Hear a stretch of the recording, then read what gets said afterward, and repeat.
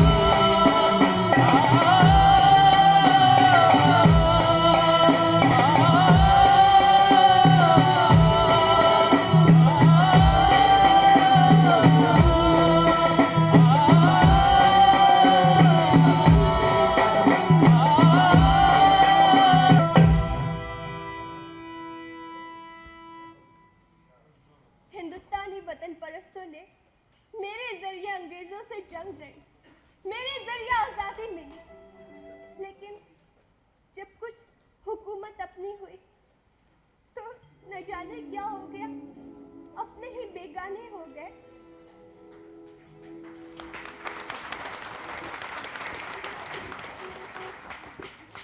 1934 ईस्वी में महात्मा गांधी ने कहा था कि आजादी मिलने के बाद हिंदी उर्दू मिलकर हिंदुस्तानी जबान बनेंगी। मगर आजादी मिलने के बाद जवाहरलाल नेहरू ने 15 सालों के लिए अंग्रेजी को हुकूमती जबान का दर्जा दे दिया और इस पर सितम ये हुआ कि जिस सूबे में मैं पली बढ़ी उसी सूबे के पहले तालीमी वजीर ने मुझे दरकिनार कर दिया। मेरी सितम तरीफी पर जब डॉक्टर जाकिर हुसैन को कुछ तरस आया तो वो एक डेलीगेट के साथ हिंदुस्तान के पहले सदर जमहूरिया जनाब डॉक्टर राजेंद्र प्रसाद से मिलने गए।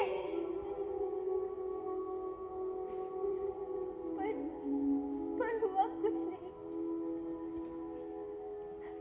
1967 में जब वो डॉक्टर जाकिर हुसैन खुद सदर जमहूरिया की कुर्सी पर बैठे तो वो भी मुझे हाँ, इस दौरान एक अच्छी बात ये जरूर हुई कि 1963 में मेरी बहन हिंदी को हिंदुस्तानी जुबान का दर्जा दे दिया गया।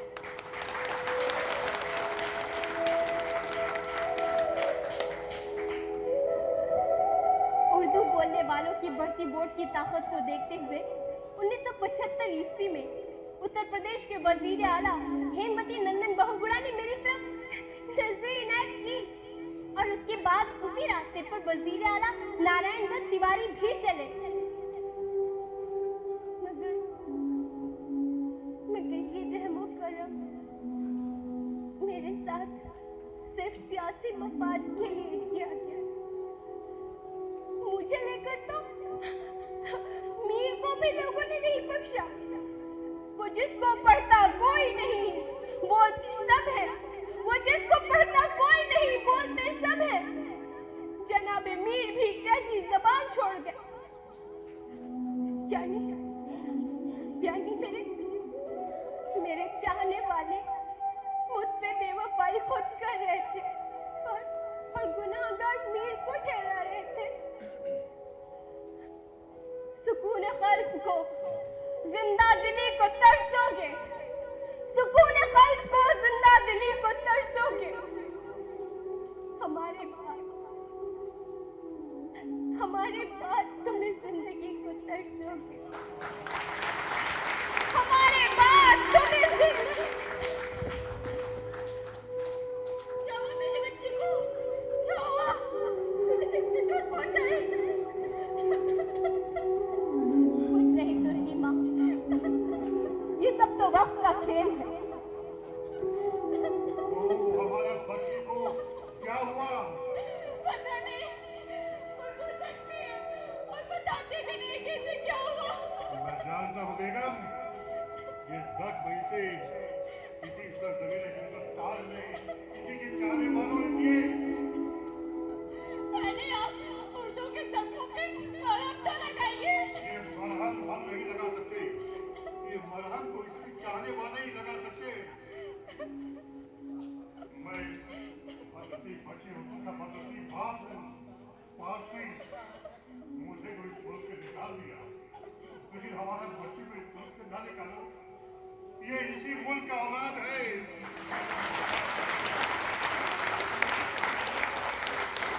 ये इसी मुल्क का औलाद है। इस पर ये सोच न करो, न करो। आज हमारे लिए उठा है शहर और कौन हाथों में किसलिए तेरे तीरों कमा है आज भी, हाथों में तेरे किसलिए तीरों कमा है आज। अब आप इसकी दादी संस्कृत को भेजिए, वही इसे संभालेगी। बाहर बेहतर लगेगा, बाहर बेहतर।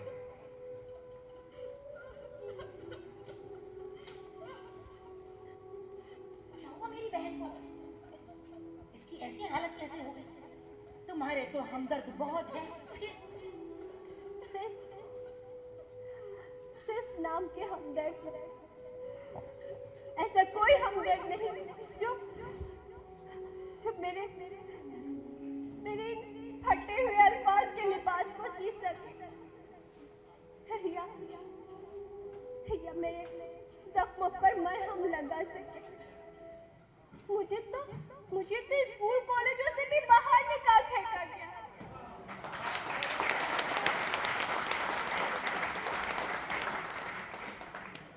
और सिर्फ मदरसों तक ही महदूद कर दिया गया।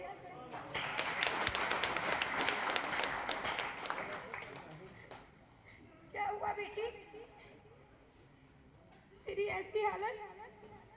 तेरे पिता बता रहे थे तू घायल है।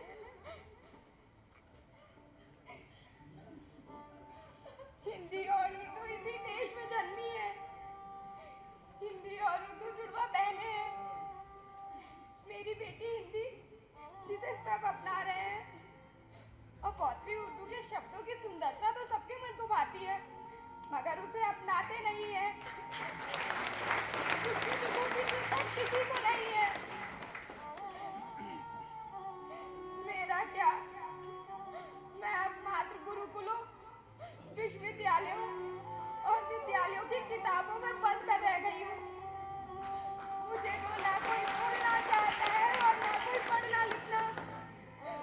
मुझे तो छोड़ दिया। अब कम से कम मेरी पौत्री पर तो दया करो।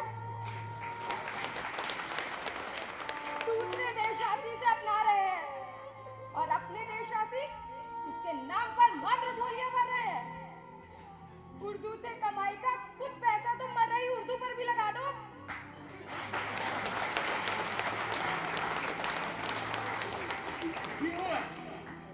उर्दू को क्या होया? भैया बस उर्दू अपने भाग्य को रो रही है।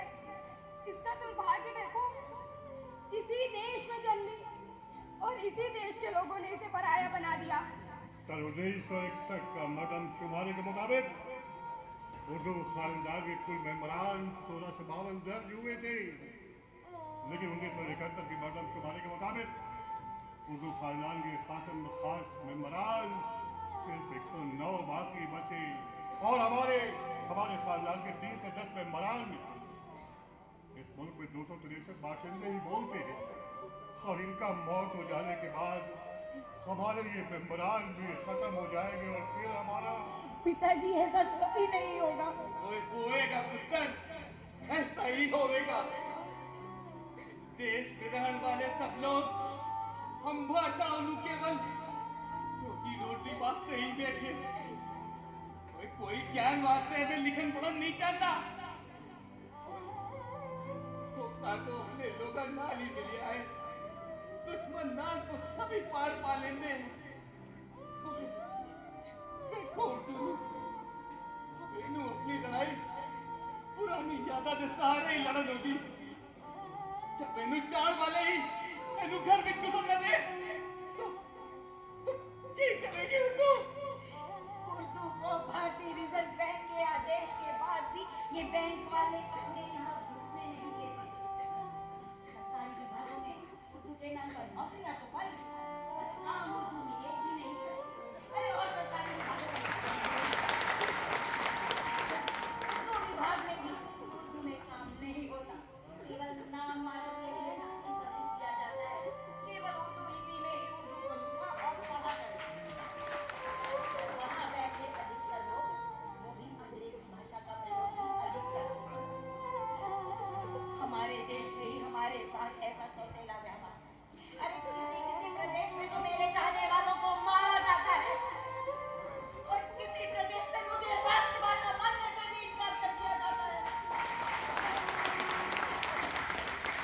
किसी प्रदेश में मेरे चाहने वाले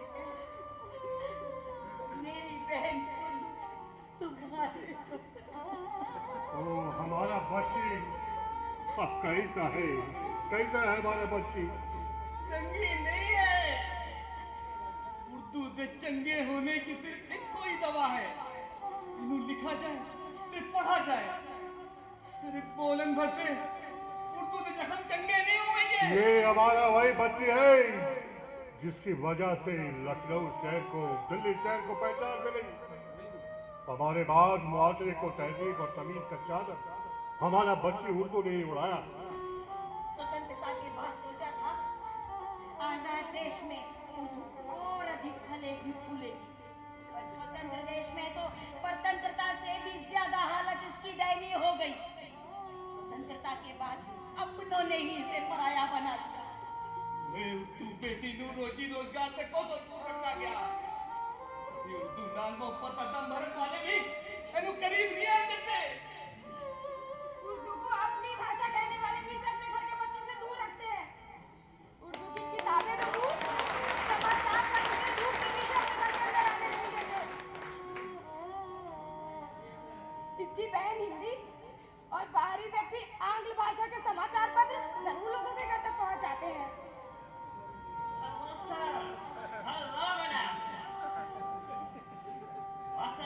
ये कहाँ से आ गया कमर? अंग्रेजी बाबू इन्होंने बोलिया सी कम बैक और तुसी जा रिया सी, इन्होंने तुसी बुलाया सी। Okay okay. अरे इस मेरे को क्या हुआ? अंग्रेजी बाबू उर्दू सकती आ इन्होंने अपने लोगा नाली सब मिलिया सी। तुम्हारे अपने हितों को जख्मी करेगा, क्योंकि तुम सबको हम अपने इशारों पर नचाता है, ऐसे गिरा भी देता है। मेरे जितना जो करीब होता है उतना ही मनी लैंडर एंड सोफिस्टिकेटेड समझा जाता है। अब देखो उर्दू को अपनाकर तुम लोगों को क्या मिला? ना रोजी, ना रोटी, ना कोई बड़ा ओहदा, ना ही सोसाइटी में रेस्पेक्ट। मैं सब कुछ लाता है, सब कुछ। What? गलमुहा? I'm a white man. मैं गोरा मुंह वाला। चुप रह बे गैरत। अरे तेरे ही कारण ये छोरियां अपने कूल्हे मटकाती हैं। तेरे ही कारण नंग धड़ंग फिरती हैं। पहनने को कपड़े मयस्सर नहीं होते। तेरे ही कारण ऊंचे ओहदों पर बैठे अफसर रिश्वत के नाम पर औरतों का सौदा करते हैं। अरे तेरी ही गिटर-पिटर के कारण अफसरशाही के सौदागर गरीबों को लूट रहे हैं।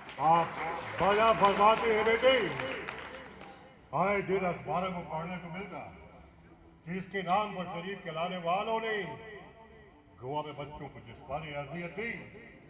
कभी यह अखबारों में पढ़ने को मिलता कि रात का महफिल में कोई अफसर औरत अफसर से बदसलूकी किया। कभी अखबारों में ये छपा कि कोई फौजी अफसर किसी फौजी की बीवी को ले उड़ा। और तो और इसके नाम पे सजने वाली हैप्पी न्यू ईयर की पार्टीज में लड़कियों से अयाशी उनकी अस्मतदारी की जाती है। इसके लिए ये शरीफ लोग हैं। अरे हट यहाँ से, बड़ा आया तुम्हें सिखाने वाला।